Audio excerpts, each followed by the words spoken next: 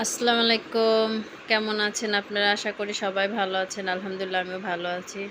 আজকে দেখাবো রান্নাঘর গুছানো, রান্না, কাটাকাটি সব দেখাবো আজকে। ভিডিওটা একটু বড় হবে। ঘর পরিষ্কার করা, রান্নাঘরটা একটু পরিষ্কার করব আর কাটাকাটি করব, বাজার আনছে আর রান্না বান্না করব। এখানে আমার 3টা ফার্মের মুরগি, 2টা সোনালী মুরগি আনছে। এগুলোকে আমি কাটবো, পরিষ্কার করব, কেটে ছোট ছোট করে প্যাকেট করে রাখবো।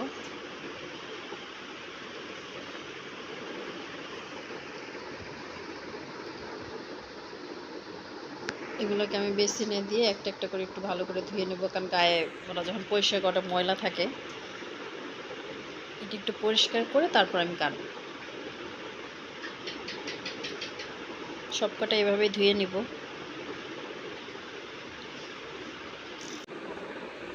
আমার সব মুরগি ধোয়া হয়ে গেছে, এখন এগুলোকে একটু কাটবো।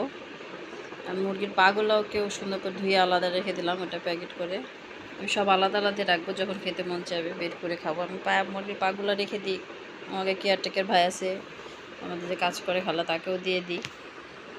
যাক, এখানে মুরগি নিচ্ছি আমি কাটার জন্য, সব রান্নার সাইজ করে রেখে দিব।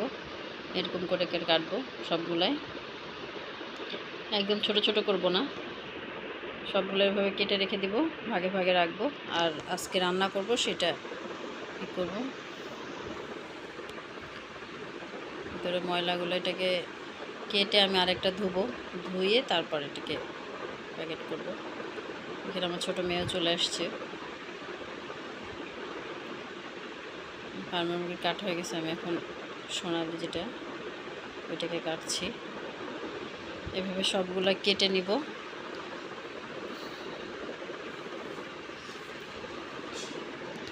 আমার সব মুরগি কাটাও হয়ে গেছে। এখানে আমি সব এগুলা কলিজা গিলা এগুলো আলাদা রাখছি আমি এখানে। তারপর এখানে মুরগি যেটা সোনালি, 2টা একসাথে রাখছি রোস্ট করার জন্য। আর এখানে আমি একটা মুরগির 3 ভাগ নিয়েছি, 1 ভাগ রেখে দিয়েছি, দিয়ে এটাকে কাটছি, এটা হলে রান্না করব আমি। আর এখানে যে মুরগি কাটছে আমি দুইটা বুকের মাংস এক জায়গায় রাখলাম, আগে 3টা রান রাখবো একটার ভিতরে, যখন বাচ্চারা খেতে চায় অনেক সময় ভেজে টেজে দিতে হয়, এভাবে রাখবো। আবার একটা রান, একটা বুকের মাংস, একটা গলা, এভাবে রাখবো 2টা, যেন প্রতিদিন একটু করে খাওয়া যায়, বাচ্চাদের রান্না করে খাওয়াতে পারি। আর কলিজা গিলাটা সেটা আমি আলাদা রাখবো, পাগুলোও আলাদা রাখবো, যখন মন চায় একসাথে পরে রান্না করে খেতে পারবো আর কি। আমার এগুলো সব প্যাকেট করা হয়ে গেছে, এখন আমি এগুলোকে ফ্রিজে রাখবো। আর যে কলিজা গিলাটা আছে এগুলোকেও আমি একটু ধুয়ে নিব, ভালো করে ধুয়ে তারপর একটা বক্সে রেখে দিব, যখন আমার লাগবে আমি বের করে রান্না করব।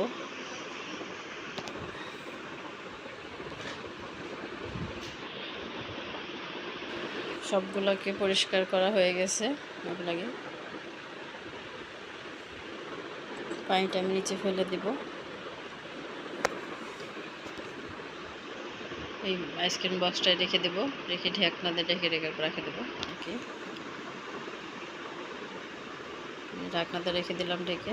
ফ্রিজে আমি সবগুলো এখন ফ্রিজে ঢুকায় রাখবো, ফ্রিজে ঢুকাই রাখছি। এখানে আমি পাতিলে যে মাংসটা কেটে রেখেছিলাম ওইটা ধুয়ে দিয়েছি। এখানে আমি আদা রসুন বাটা দিব না, আমি আস্ত রসুন দিয়েছি, কিছু আলু, পেঁয়াজ কুচি আর রসুন বাটা দিব,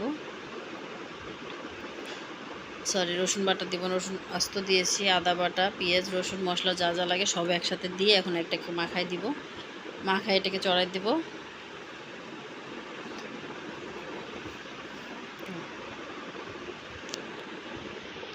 দুপুর হয়ে গেছে, এখন এই দুপুরে রান্না আমি আজকে এটা করবো, আর শাক রান্না করব। আস্ত 1 চামচ জিরে দিয়েছি এখানে, আস্ত জিরা, একটু গরম মশলা দিয়ে দিলাম,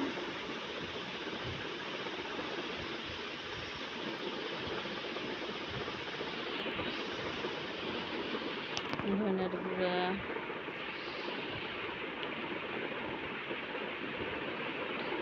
সর্ষের তেল দিলাম। আমি সর্ষের তেল দিয়ে ভালো করে মাখিয়ে নেব এখন।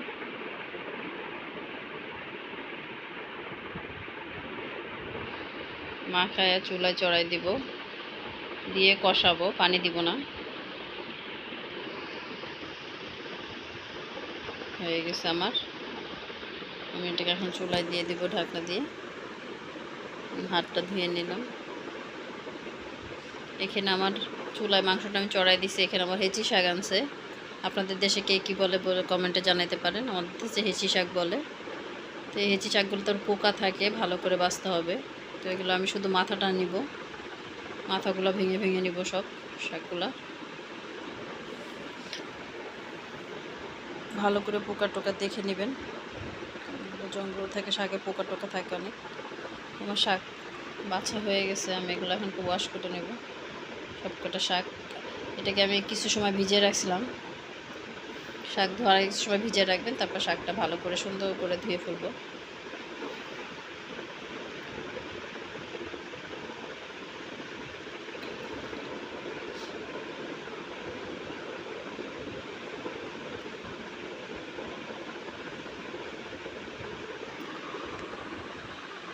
আমি এরকম করে শাকটাকে 4টা ধোয়া দিছি, মানে 4বার ধুইছি আমি শাকটাকে। হয়ে গেছে আমার শাক ধোয়া।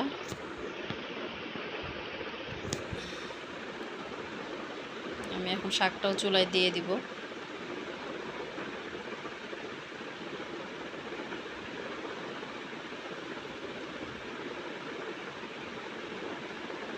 স্বাদ মতো একটু লবণ দিয়ে দিব,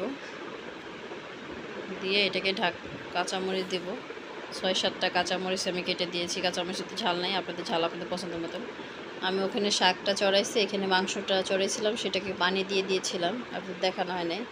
আমার মাংসটাও প্রায় হয়ে গেছে।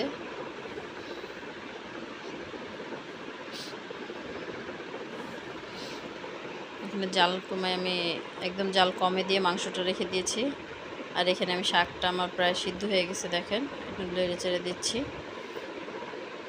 এখানে আমি 2 কেজি দুধ নিয়েছি। 2 কেজি দুধ দিয়ে আমি একটু দই বানাবো, এই জন্য দুধটাকেও কেটে নিচ্ছি। এখনও বরফ ছাড়ে নাই, বরফ হয়ে আছে আর কি। এটাকে এখন আমি প্যাকেট থেকেই করে নেব। সব দুধের প্যাকেট কাটা হয়ে গেছে, জায়গাটা একটু বসিয়েও নিলাম। এদিকে আমার শাকটাও প্রায় হয়ে গেছে। শাকটাকে বেড়ে তেলে দিয়ে তারপর দুধটা চুলায় দিয়ে দিব।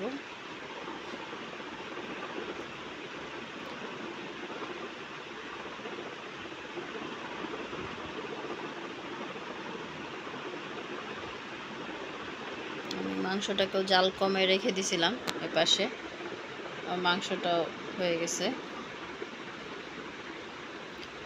আজকে 2টা রান্নাই করব, মাংস আর মাংস প্রতিদিনই রান্না করতে হয়। বাচ্চারা মাংস ছাড়া ভাত খায় না, তো মাংস আর শাক 2টাই। আমি এখন একটু গরম মশলার গুঁড়া দিয়ে দিলাম, সরি গরম মশলা না, জিরের গুঁড়া দিলাম 1 চামচ। ঢাকনাতে ঢেকে রেখে দিলাম।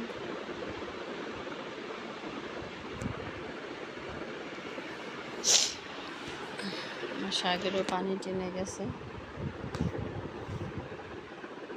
বাটিতে উঠাই নিচ্ছি, এখন তেলে দিয়ে দিব।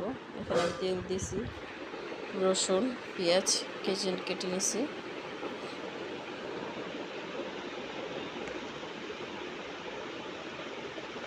এখানে শুকনো মরিচ দিতে পারেন, আমি শুকনো মরিচ দিইনি।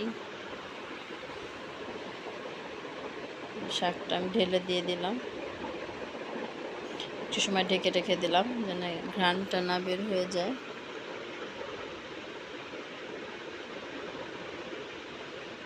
উল্টে পাল্টে করে দিব।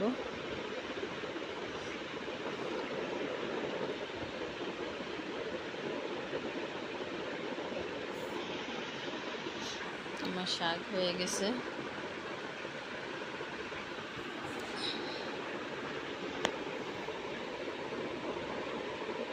লবণটাও দেখে নিলাম, আমি লবণটাও ঠিক আছে।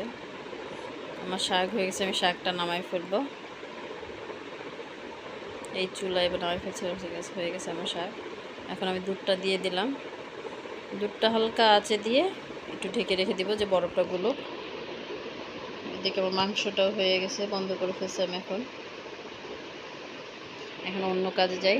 কারণ এই আমারও রান্নাঘরের একটা র্যাক, আমি এটা ইসের জন্য। উপরে দেখেন কি সাদা ময়লা পড়ে আছে, এরকম ময়লা ছিল এগুলা, তো এগুলো আমি পরিষ্কার করছি। উপরেরটা আমি এখনও পরিষ্কার করিনি, উপরটা পরে পরিষ্কার করবো। আমি এখন এই উপরের মাঝখানেটা এগুলো পরিষ্কার করে নিলাম, এগুলো পরিষ্কার করছি। এখন এগুলোকে গুছাবো পরে লাস্টে। উপরেগুলো ছোট ছোট জিনিস তো ওগুলা পরিষ্কার করতে সময় লাগবে। এগুলা সব আমার মশলা টশলা আছে, এগুলা গুছাই রাখতেছি। সব ডিব্বা ডাব্বা ধুইছি এগুলা সব, কারণ অনেকদিন হয়েছে একটু পরিষ্কার করা হয় নাই। মাঝে মাঝে রান্নাঘরগুলো একটু পরিষ্কার করা উচিত। আমার কাছে আবার আঠা আঠা হইলে ভাল লাগে না, সব জিনিস আঠা আঠা থাকলে তখন। মরিচ, আমার জিরা, কালো জিরা, এসব সুজি। আমার বাচ্চা অনেক হরলিক্স খেয়েছিল, সেই ডিব্বাগুলো অনেক ডিব্বা আমি ফেলে দিছি, এখন আফসোস করতেছে আর কি, অনেক কাজে লাগে। এগুলোকে রেখে দিয়েছি। এই যে উপরেটাও আমি অলরেডি পরিষ্কার করে ফেলেছিলাম। এখন উপরে অনেক ছোট ছোট জিনিস আছে যেগুলা গুছাইতে একটু, ওগুলোকে এখন আমি গুছাই রাখবো। রান্না করতে অনেক জিনিস লাগে, এই জন্য জিনিসপত্রগুলো অনেক বেশি, এগুলোকে সুন্দর করে একটু একটু করে গুছাবো।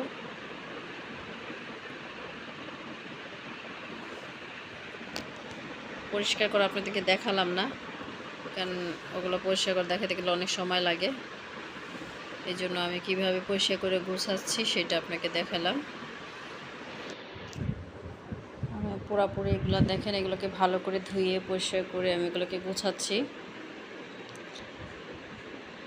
আমি কিভাবে গুছাচ্ছি আমার রান্নাঘরটাকে, আমি এভাবেই গুছিয়ে রাখি, পরিষ্কার রাখার চেষ্টা করি। কারণ রান্নাঘরে জিনিসপত্র থাকলে সব আঠা আঠা হয়ে যায়, কয়েকদিন পর পর পরিষ্কার করলে দেখতেও সুন্দর দেখা যায়, ভালো লাগে। এটা আমার ওভেনেরই ছিল, আমার এই বাসায় আসলে রান্নাঘরে রাখার জায়গা নাই, তো এটাই আমার রান্নাঘরের জায়গা নেই, তো আমি এই র্যাকটাকেই এখানে রান্নাঘরে ঢুকে জিনিসপত্র রাখছি। আমি আমার পুরো রান্নাঘরটা আপনাদেরকে দেখাই দিলাম।